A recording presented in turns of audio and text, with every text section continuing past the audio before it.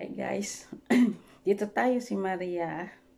Ngayon, magmumukhasim tayo. Ngayon, tingnan nyo sa limang ito, tingnan nyo sa kanila kung sino talaga ang pinakamaasim. Makita nyo sa aking mukha talaga.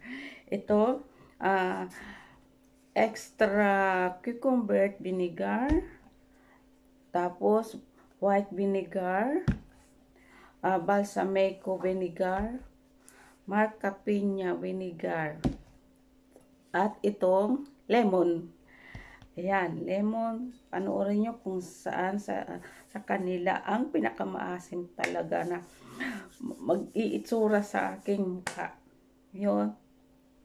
Tanggalin muna natin to sila. Tanggalin natin. Ay, ano pala? Okay. Umpisahan natin.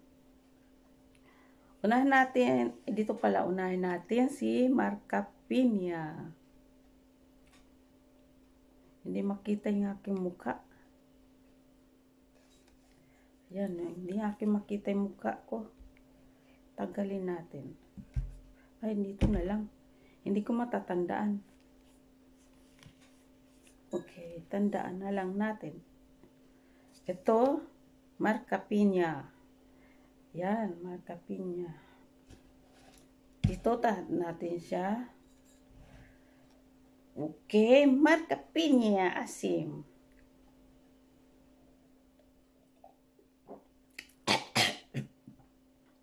Ay, asim talaga.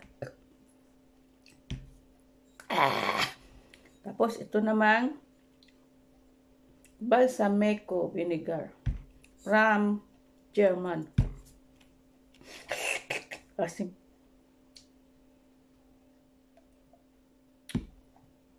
Hindi masyado manamis-namis. Tapos itong white vinegar from Finland. Ito rin, siguro ito, from Sweden or Binaya.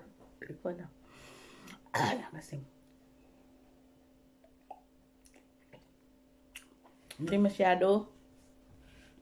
Ito, tingnan natin.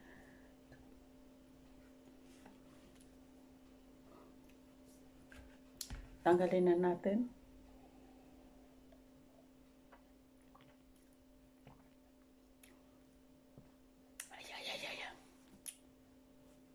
Tapos, itong citrona. Ay, lemon.